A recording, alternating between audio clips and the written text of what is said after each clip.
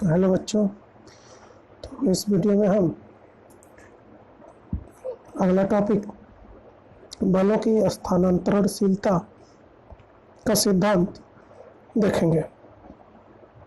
चलिए देखते हैं। तो बच्चों ये बहुत बार आया हुआ है यूट्यूब पे 9/11 2009 2011 13 और पिछली बार भी आया था 19 में। तो पहले इसकी परिभाषा यानी ये क्या होता है वो समझ लेते हैं, फिर हम आपको बताते हैं। तो एक दृढ़ पिंड पर कार्यरत किसी बल के क्रिया बिंदु को क्रिया रेखा के अनुदिश किसी दूसरे बिंदु पर स्थानांतरित किया जा सकता है यदि दूसरा बिंदु पिंड से दृढ़तापूर्वक बद्ध हो। मतलब states that point of application of force can be moved anywhere along its line of action without changing the external reaction forces on a rigid body। देखिए तो एक एग्जांपल से समझते हैं। मान लीजिए ये हमारा रिजिड बॉडी है, इस पर फोर्स इस पॉइंट पर यानी जो पॉइंट हमारा है पॉइंट ऑफ एप्लीकेशन का मतलब क्या बच्चों बताइए। तो पॉइंट ऑफ एप्लीकेशन का मतलब ये है कि जहाँ पर हमारा क्रिया बिंदु या काम कर रहा है, जहाँ पे हमारा फोर्स लग रहा है वही हमारा पॉइंट ऑफ एप्लीकेशन है, यानी ये हमारा पॉइंट ऑफ एप्लीकेशन। तो इस फोर्स वेक्टर को मतलब जो हमारा फोर्स वेक्टर दिखा रहा है इस पॉइंट पे लग रहा है। अगर हम इसके लाइन ऑफ एक्शन को देखें, क्रिया रेखा को देखें, तो क्रिया रेखा को अगर हम यहाँ से ये खींचे पूरा तो क्रिया रेखा ये होगी।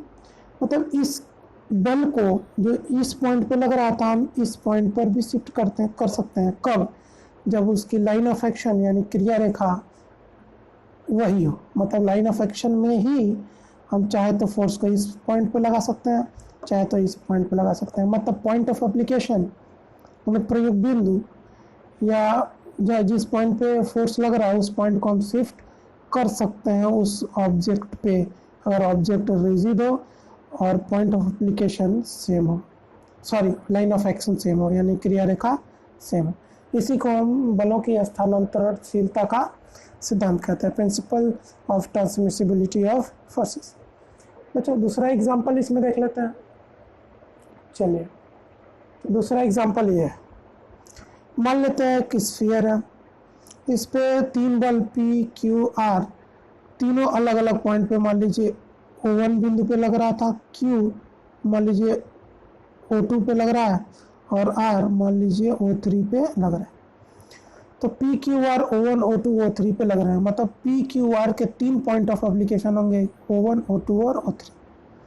ठीक है, तो अब हमें इस P का लाइन ऑफ एक्शन खींच लिया, इस Q का लाइन ऑफ एक्शन क्रिया रेखा खींच लिया, इस R का लाइन ऑफ एक्शन खींच लिया। तो P का लाइन ऑफ एक्शन, Q का लाइन ऑफ एक्शन, R का लाइन ऑफ एक्शन। तो हम इसको इस तरह से भी कर सकते हैं। मतलब लाइन ऑफ एक्शन ये P का था, ये Q का था, ये R का था और तीनों बलों को हमने O1 O2 O3 से शिफ्ट करके O पर ला दिया। मतलब अब सिंगल पॉइंट पे आ गए। तो लाइन ऑफ एक्शन एक ही है, आप देख सकते हैं। जो P का लाइन ऑफ एक्शन था वो P का ही है, जो Q का था वो Q का ही है, जो R का था वो R का ही है। तो हमने लाइन ऑफ एक्शन को नहीं चेंज किया, हमने पॉइंट ऑफ एप्लीकेशन को चेंज कर दिया। मतलब जिस बिंदु पर बल लग रहा था हमने उसको चेंज कर दिया। और हम ऐसा कर सकते हैं अगर लाइन ऑफ एक्शन सेम है, बॉडी रिजिड है। ठीक है बच्चों, चलिए आगे बात करते हैं लॉ ऑफ सुपरपोजिशन। तो लॉ ऑफ सुपरपोजिशन क्या है उसको देख लेते हैं। चलिए, तो the combined effect of force system acting on a rigid body is the sum of the effect of individual forces. मतलब किसी दृढ़ पिंड पर कार्यरत निकाय बल का सम्मिलित प्रभाव, किसी दृढ़ पिंड पर कार्यरत निकाय बल का सम्मिलित प्रभाव प्रत्येक बल के प्रभाव का योग होता है। The combined effect of force system acting on a rigid body is the sum of the effect of individual forces. चलिए इसको समझते हैं। तो मान लीजिए एक नाव है, नाव गोलू मोलू चला रहा है तो नाव ये चला रहा है, मान लीजिए इंजन खराब हो गया, नाव बीच में रुक गया। अब हमने कहा कि दो व्यक्ति, एक P यहाँ पर है, Q यहाँ पर है, दो मुंशी हैं, एक मुंशी यहाँ पर है, एक मुंशी यहाँ पर है और दोनों रस्सी से इस नाव को खींच रहे हैं। तो P रस्सी से इस एंगल पे खींच रहा है, मतलब ऐसे कोण है, और Q ऐसे खींच रहा है इस कोण। द P और Q दो बल हैं ऐसे जो इस नाव को खींच रहे हैं। तो नाव क्या होगी, नाव सीधी रेखा में फॉरवर्ड मूव करेगी। मतलब क्या कि अब थ्योरी को समझते हैं। किसी दृढ़ पिंड पर कार्यरत निकाय बलों का सम्मिलित प्रभाव, तो निकाय बल कौन कौन से हैं, P और Q दो सिस्टम ऑफ फोर्सेस हैं। सम्मिलित प्रभाव क्या होगा, या इन दोनों का सम्मिलित प्रभाव क्या होगा, प्रभाव क्या, इन दोनों के बल लगाने से क्या हो रहा है, नाव आगे की तरफ गति कर रही है। मतलब नाव की जो लाइन ऑफ एक्शन है, जो क्रिया रेखा है, वो आगे की तरफ है। तो यही सम्मिलित प्रभाव होगा, यानी परिणामी ही सम्मिलित प्रभाव होगा। Resultant is the combined effect. यही सम्मिलित प्रभाव क्या होगा, इन दोनों बलों के योग के बराबर होगा। मतलब इन दोनों बलों का जो प्रभाव है उसके योग के बराबर होगा। तो जो डायगोनल होगा will give the net force, मतलब रिजल्टेंट या नेट फोर्स कहते हैं, यही होगा। मतलब इन दोनों के द्वारा लगाया गया प्रभावी बल इसके द्वारा प्रभावी बल या इसके परिणामी के बराबर होगा। इन दोनों का जो प्रभावी बल है इन दोनों के प्रभावी बल के योग के बराबर होगा। तो मतलब रिजल्टेंट P और Q के इफेक्टिव फोर्स के इक्वल होगा। तो लॉ ऑफ सुपरपोजिशन कहलाता है। चलिए आगे बढ़ते हैं। तो composition of two concurrent forces, दो बलों का, दो संगामी बलों का संयोजन, समायोजन, ठीक है।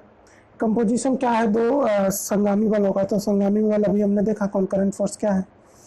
तो संयोजन क्या है, the process to find resultant of all the forces acting on a body is called composition of forces. मतलब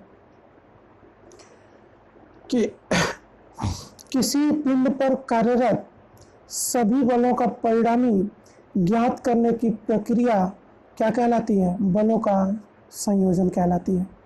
the process to find resultant of all the forces acting on a body is called composition of forces. It can be obtained from law of parallelogram of forces. यह बलों के समांतर चतुर्भुज के नियम से ज्ञात किया जा सकता है। तो अब बलों का समांतर चतुर्भुज का नियम समझना पड़ेगा। चलिए समझते हैं। तो बलों के समांतर चतुर्भुज का नियम क्या कहता है बच्चों, वो देख लेते हैं। तो ये आपका बलों का समांतर चतुर्भुज का नियम है। बलों के समांतर चतुर्भुज का नियम। तो बलों के समांतर चतुर्भुज का नियम क्या कहता है, पहले इसके डेफिनेशन को देखें। तो यदि किसी बिंदु पर लगे हुए दो बलों को परिमाण और दिशा में किसी समांतर चतुर्भुज के एक कोणीय बिंदु से खींची गई दो आसन भुजाओं द्वारा निरूपित किया जाए, तो उनका परिणामी बल परिमाण और दिशा में समांतर चतुर्भुज के उसी कोणीय बिंदु से जाने वाले विकर्ण द्वारा निरूपित होता है। तो बच्चों ये तो थियोरी थी, इसको अगर हम देखें तो इंग्लिश में डेफिनेशन पहले मैं बता दूं आपको, फिर आगे बढ़ते हैं। If two vectors acting at the same time be represented in magnitude and direction by two adjacent sides of parallelogram drawn from a point, then their resultant is represented in magnitude and direction by the diagonal of the parallelogram drawn from the same point। मतलब diagram में मैं आपको समझा रहा हूँ। देखिए ये रहा आपका पैरेललोग्राम लॉ ऑफ फोर्सेस का डायग्राम। तो कह रहा है यदि किसी बिंदु पर लगे हुए दो बलों परिमाण और दिशा में, तो देखिए मान लेते हैं पॉइंट O है, एक सेकंड, मान लेते हैं पॉइंट O है, O पे दो बल P और Q, ठीक, परिमाण और दिशा में। तो इसका मैग्नीट्यूड, P का मैग्नीट्यूड क्या होगा, length of the line O है, Q का मैग्नीट्यूड क्या होगा, length of the line O भी। तो परिमाण और दिशा क्या होगी, दिशा इधर होगी और एक इधर होगी, ठीक। तो अगर हम इस P के पैरेलल एक और बल खींचें यहाँ से, तो P के पैरेलल हमने एक बल और खींच दिया, तो इसका भी मैग्नीट्यूड P ही होगा, डायरेक्शन भी सेम है, मैग्नीट्यूड भी सेम है। Q के इक्वल एक फोर्स खींचा, तो यहाँ से इसके हेड से यहाँ से हमने Q के पैरेलल एक खींच लिया, यानी AC is equal to Q B C is equal to P. तो कह रहा है कि यदि किसी बिंदु पर लगे दो बलों को, दो बल कौन कौन से हैं, पी और क्यू, ठीक, परिमाण और दिशा में, तो परिमाण और दिशा में किसी समांतर चतुर्भुज, अगर आप देखेंगे ओ बी सी ए एक समांतर चतुर्भुज बन जा रहा है। जब हम इसको और इसको इसके पैरेलल ये खींचेंगे, इसके पैरेलल ये खींचेंगे, तो एक ये पैरेललोग्राम बनेगा, मतलब समांतर चतुर्भुज बनेगा ओ बी सी और ए। तो यदि किसी बिंदु पर लगे हुए दो बलों को परिमाण और दिशा में, परिमाण और दिशा में किसी समांतर चतुर्भुज के एक कोणीय बिंदु से, एक कोणीय बिंदु का मतलब क्या, इन दोनों के बीच में कोण क्या है, थीटा, एक कोणीय बिंदु, दोनों एक ही बिंदु से जा रहे हैं, ओ से, एक कोणीय बिंदु से खींची गई दो आसन्न भुजाओं, एडजेसेंट साइड है दोनों, दो आसन्न भुजाओं द्वारा निरूपित किया जाए तो उनका परिणामी जो रिजल्टेंट होगा परिमाण और दिशा में समांतर चतुर्भुज के विकर्ण के द्वारा निरूपित होगा। अब हम देखें तो ओ बी सी एक पैरेललोग्राम है, समांतर चतुर्भुज है, जिसका विकर्ण क्या, ओ सी विकर्ण है।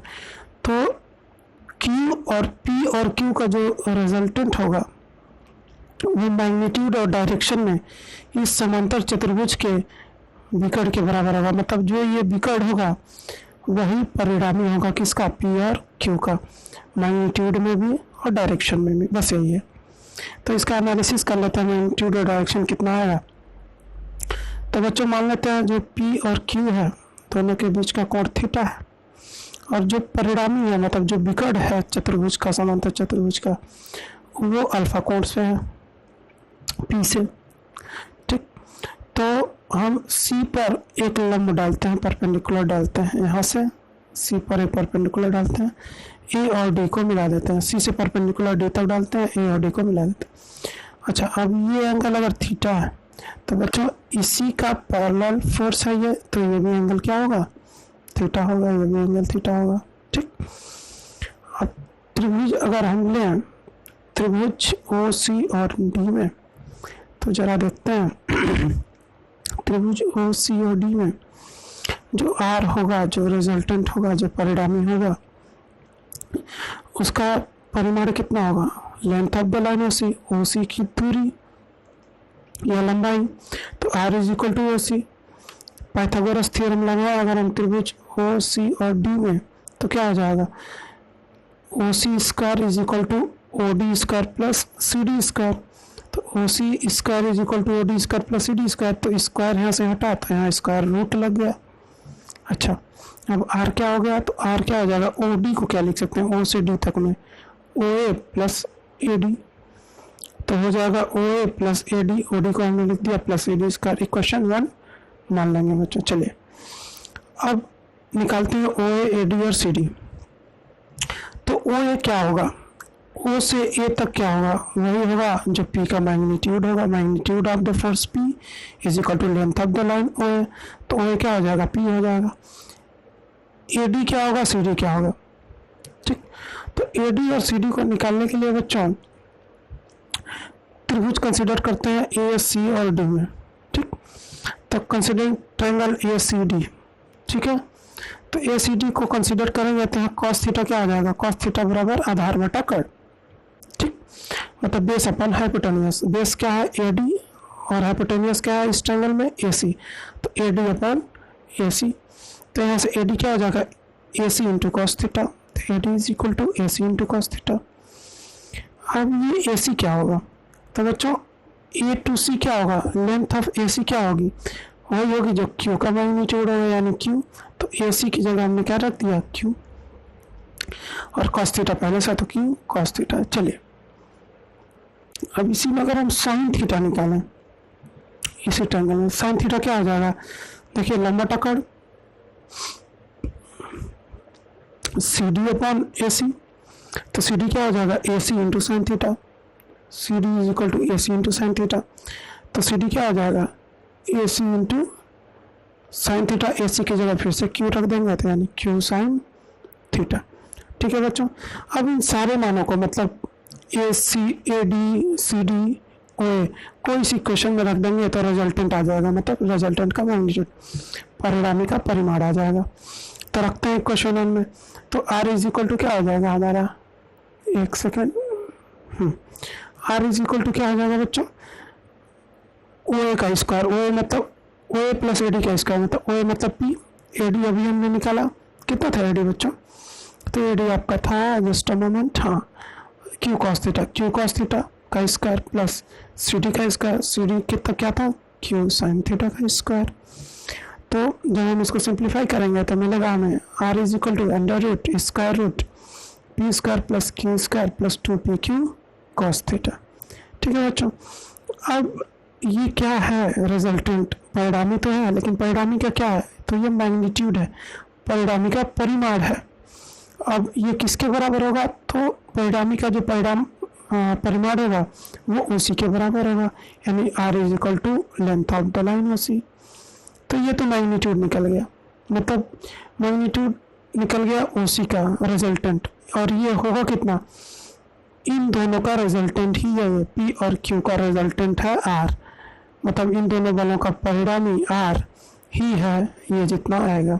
ठीक है बच्चों, अब हमें ये जानना है कि इस पी और क्यू का जो परिणामी है आर, वो तो निकल गया मैग्नीट्यूड में, अब ये जानना है हमें कि ये कितने एंगल पे है, मतलब आर का मान इतने एंगल पे होगा, इतने एंगल पे होगा, इतने एंगल, कितने एंगल पे होगा, मतलब डायरेक्शन क्या है आर का, तो निकालेंगे अल्फा। तो अल्फा निकालने के लिए प्रोसीजर देख लेते हैं, मतलब डायरेक्शन, रिजल्टेंट का मैग्नीट्यूड तो आ गया ना, रिजल्टेंट का मैग्नीट्यूड ये रहा हमारा, रिजल्टेंट का मैग्नीट्यूड ये है square root P square plus Q square plus 2p Q cos theta. अब इसका डायरेक्शन क्या है, मतलब अल्फा क्या है, कितने पे लग रहा है ये, तो अल्फा देख लेते हैं। चलिए, तो ये रहा आपका अल्फा, तो यहीं पे समझ लीजिए, इसी ट्रायंगल में हम समझाते रहे आपको अल्फा। ठीक है बच्चों, दैट्स परफेक्ट। ठीक, तो अगर हम देखें to find direction of resultant, अगर ये अल्फा निकालना है कि ये रिजल्टेंट पी से कितने कोण पर है, किस डायरेक्शन में, मतलब कितने कोण पर है, अल्फा कितना है पी से, तो ये निकालने के लिए क्या करेंगे, tan अल्फा लेंगे, तो क्या हो जाएगा tan अल्फा इस ट्रायंगल में, ट्रायंगल ओ सी डी में tan अल्फा क्या हो जाएगा, tan थीटा बराबर सी डी मतलब लंब बटा आधार ओ डी, तो परपेंडिकुलर अपन बेस, तो परपेंडिकुलर क्या है सी डी, बेस कितना है ओ डी, तो सी डी तो वही है लेकिन ओ डी को क्या डिवाइड पार्ट, जो पार्ट में डिवाइड करेंगे O A plus A D, तो C D upon O A plus A D. अब ये tan अल्फा क्या हो जाएगा, सी डी का मान अभी हम पहले निकाले हैं कितना, क्यू साइन थीटा, ओ ए का मान पी था, ए डी का मान क्यू कॉस थीटा, तो यहाँ से अल्फा लें तो tan inverse Q sine theta अपन P plus Q cos theta, और ये बच्चों क्या होगा, डायरेक्शन ऑफ रिजल्टेंट, परिणामी का दिशा होगी या परिणामी की दिशा होगी, यही अल्फा है। तो किसी भी समांतर चतुर्भुज में परिणामी का परिमाण और दिशा ज्ञात करते हैं, in any parallelogram law of forces we find the magnitude and direction of the resultant of the forces। ठीक है बच्चों, चलिए आगे बढ़ते हैं। ये हमने देख लिया डायरेक्शन निकालना, चलिए यहाँ से क्वेश्चन कर लेते हैं पैरेललोग्राम लॉ ऑफ फोर्सेस पे। कर रहा two forces of 15 newton and 12 newton are at an angle of 60 degree, दो बल जो 15 न्यूटन और 12 न्यूटन के एक दूसरे से 60 डिग्री के कोण पर है, टू ईच अदर। ठीक, फाइंड द रिजल्टेंट फोर्स, परिणामी बल ज्ञात कीजिए। एक चीज और कह रहा है इसमें, ये ऐसा forces, both the forces are pulling नीचे, दोनों बल खिंचाव में। तो एक चीज जानेंगे हम कि दो बल दिए हुए हैं, ठीक है, दोनों बलों को देख लेते हैं पहले। ठीक, तो P कितना है 15 न्यूटन, Q कितना 12 न्यूटन, मान लेते हैं ये हमारा P है।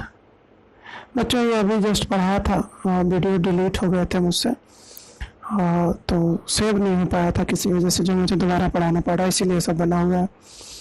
तो P 15 न्यूटन, Q क्या है 12 न्यूटन। अब दोनों के बीच का कोण कितना है 60 डिग्री है, मतलब थीटा कितना है 60 डिग्री। अब P के पैरेलल एक फोर्स हमने खींचा ये, और Q के पैरेलल एक खींचा यानी, तो ये पैरेललोग्राम बन जाएगा। मान लेते हैं O A B और C, पहले की तरह जो भी है, हमारा नहीं पता, हम नाम चेंज कर सकते हैं, कोई इश्यू नहीं है। दोनों के बीच का कोण 60 डिग्री है, मतलब theta 60 degree, P 15 Newton, Q 12 Newton. तो रिजल्टेंट निकालना है और जो इस पैरेललोग्राम के डायगोनल के इक्वल होगा, मैग्नीट्यूड और डायरेक्शन दोनों में। और एंगल भी निकाल लेते हैं, मतलब ये रिजल्टेंट कितने पे है तो अल्फा भी निकाल लेते हैं, same parallelogram law of forces जो अभी हम डिस्कस कर रहे थे तो निकालते हैं। तो पैरेललोग्राम लॉ ऑफ फोर्सेस से हम जानते हैं कि रिजल्टेंट क्या होगा, square root P square plus Q square plus 2 P Q cos theta. P 15 है, क्यू 12 है, थीटा 60 डिग्री है। इसको जब हम सॉल्व करेंगे तो आएगा 23.43 न्यूटन। तो ये भी बाकी सारे बल अगर हम यहाँ पे देखें, बाकी सारे बल अगर पुलिंग में है तो रिजल्टेंट भी पुलिंग में ही आएगा, तो ये भी पुलिंग में है। तो मतलब इसका रिजल्टेंट परिणामी का परिमाण आ गया, मैग्नीट्यूड ऑफ द रिजल्टेंट आ गया कितना 23.43 न्यूटन, क्योंकि ये दोनों भी न्यूटन में थे। ठीक है बच्चों, चलिए अब डायरेक्शन देख लेते हैं। तो डायरेक्शन निकालने के लिए अभी हमने पीछे फॉर्मूला डिराइव किया, क्या पीछे हमने फॉर्मूला ये डिराइव किया कि tan alpha is equal to Q sin theta upon P plus Q cos theta. देख लीजिए ये वाला फोर्स। तो tan alpha is equal to Q का वैल्यू 12, sin थीटा 60, ये वैल्यू रखेंगे हम, p 15, q 12, cos 60। ठीक, तो tan अल्फा का मान आएगा 0.4948।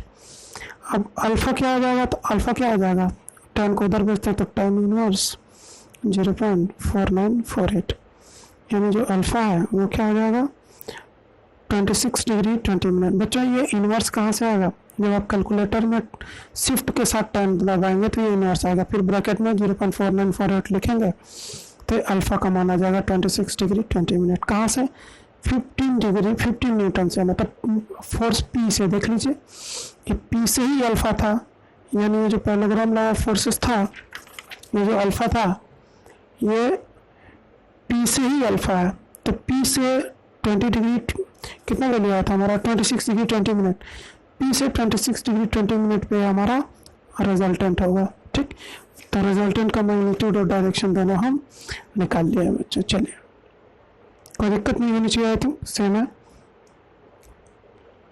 चलिए बच्चों अगली थियरी देख लेते हैं, ट्रायंगल लॉ ऑफ फोर्सेस।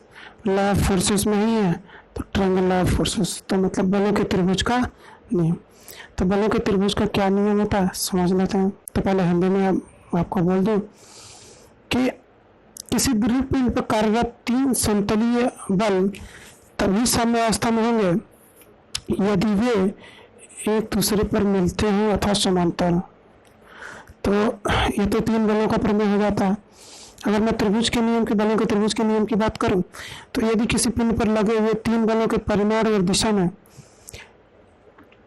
किसी त्रिभुज की क्रम से ली गई तीनों भुजाओं द्वारा निरूपित किया जा सके तो वे बल साम्यावस्था में होंगे अर्थात समतलन में होंगे। दूसरे शब्दों में कह सकते हैं कि if 2 forces are active as the adjacent side of a triangle taken in order, then the closing side of the triangle represent the resultant of in opposite direction। देखिए मान लेते हैं if 2 forces are acting as the adjacent sides of a triangle, मान लेते हैं 2 बल P और Q त्रिभुज की 2 भुजाओं क्रमागत भुजाएं हैं जो किसी बिंदु O से ली गई हैं। ठीक है, then the closing side of the triangle, तो जो त्रिभुज का क्लोजिंग साइड होगा, क्लोजिंग साइड मतलब क्या, ये अगर मैं यहाँ से यहाँ खींचूँ closing side of the triangle तो ये इसकी परिणामी रिजल्टेंट को प्रदर्शित करेगा लेकिन विपरीत दिशा में। समझिए ओ से पी त्रिभुज की एक भुजा है,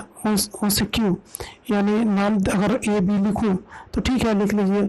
ओ से मान लेते हैं ए, जो लेंथ ऑफ द ओ ए है वो फोर्स पी के मैग्नीट्यूड के इक्वल है, जो लेंथ ऑफ ओ बी है वो किसके इक्वल है, लेंथ मतलब मैग्नीट्यूड क्यू के इक्वल है।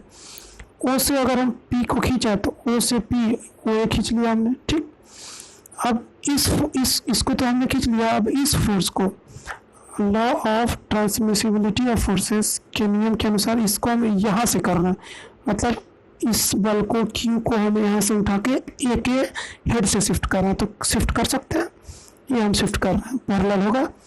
तो ए से हमने शिफ्ट किया क्यू को, मतलब ओ टू बी खींचा। तो अब ओ टू बी ना होकर के ए से खींचेगा तो ए टू बी हो जाएगा। तो ए टू बी ये हमारा पी है, ये क्यू है।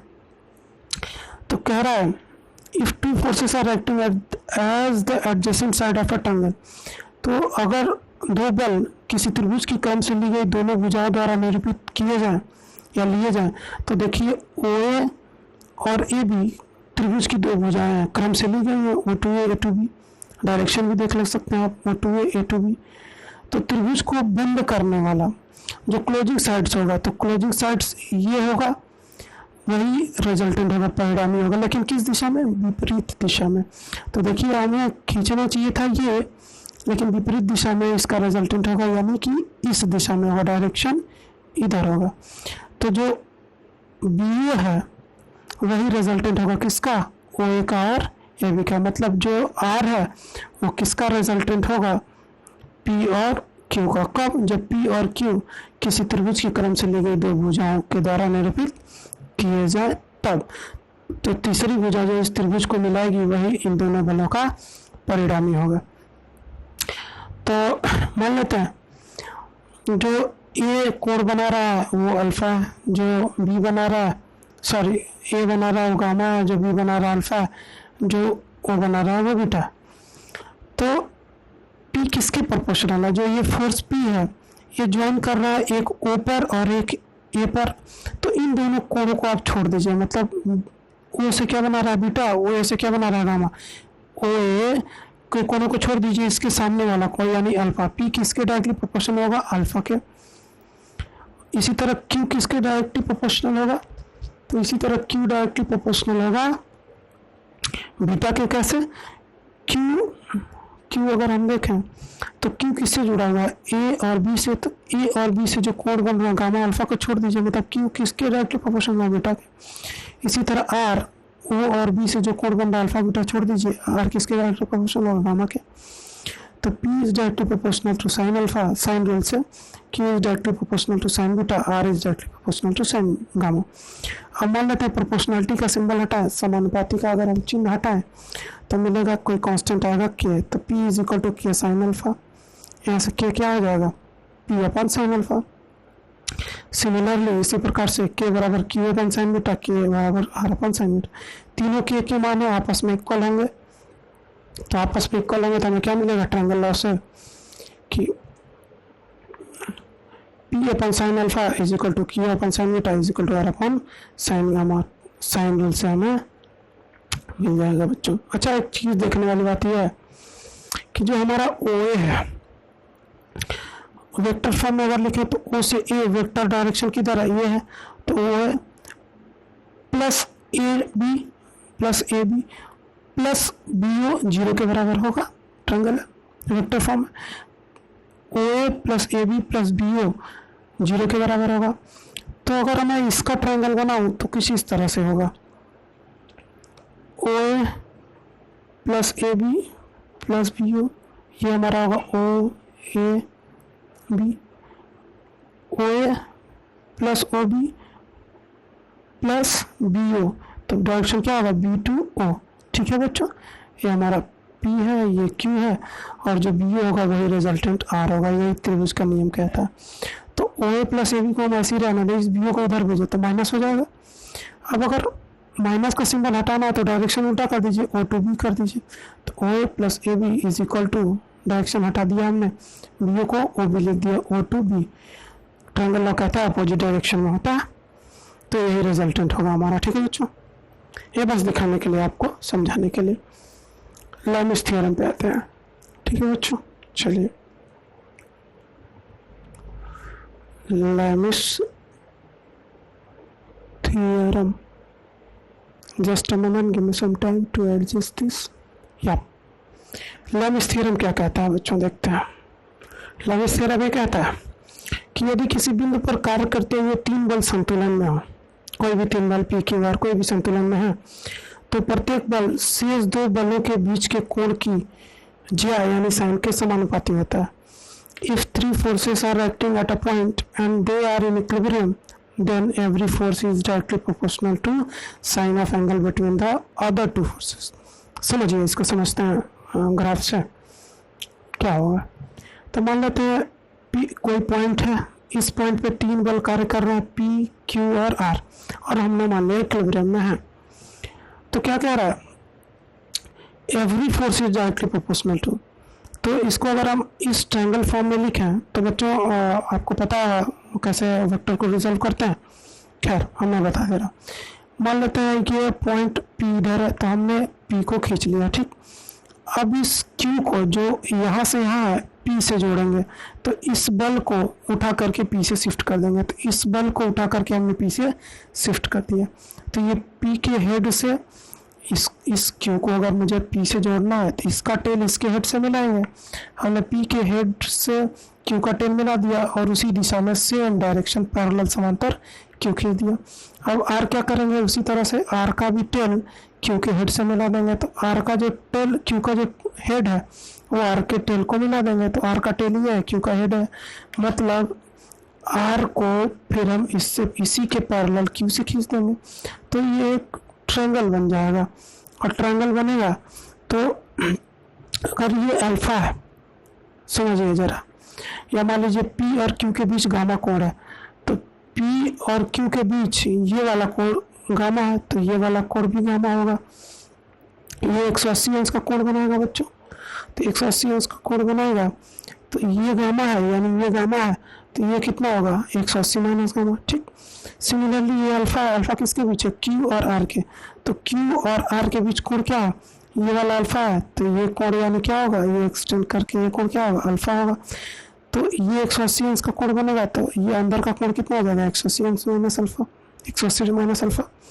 उसी तरह से R और P के बीच कोण बीटा है, यानी ये कोण बीटा है, यानी कि ये वाला जो कोण होगा वो क्या होगा, बीटा होगा, ठीक। तो ये बीटा होगा, तो ये कितना होगा, 180 माइनस बीटा, ठीक। तो साइन रूल से अगर हम अभी हमें पहले देखा साइन रूल से क्या करेंगे, P के सामने कौन सा कोण है, तो ये हमारा P है, P के सामने क्या है, साइन के साथ पाई माइनस अल्फा। Q के सामने मतलब Q किसके साथ जुड़ा हुआ है, Q जुड़ा हुआ है P और ये, मतलब ये एंगल छोड़ देंगे, ये वाला पाई माइनस बीटा, तो Q upon sine pi minus beta, ठीक है बच्चों। सिमिलरली R किसके साथ जुड़ा हुआ है, इसके और इसके, मतलब ये एंगल और ये एंगल छोड़ देंगे, ये वाला लेंगे, तो R के साथ upon sine pi minus gamma. अब P upon sine 180 minus alpha, Q upon sine 180 minus beta, R upon sine 180 minus gamma, ये इक्वल होंगे। अब इस sine 180 minus theta, sine 180 minus theta sine theta होगा, तो रख लेते हैं। तो इसको यहाँ पे हमने किया हुआ है बच्चों, आप देख लीजिएगा, इसको हमने यहाँ पे किया हुआ है। क्या होगा ये देखिए, तो P upon sine 180 minus alpha, Q upon sine 180 minus beta, R upon sine 180 minus gamma. तो sine 180 minus theta sine theta, यानी P upon sine alpha, Q upon sine beta और R अपॉन साइन गामा। यही हमारा Lami's theorem कहता है, ठीक है बच्चों।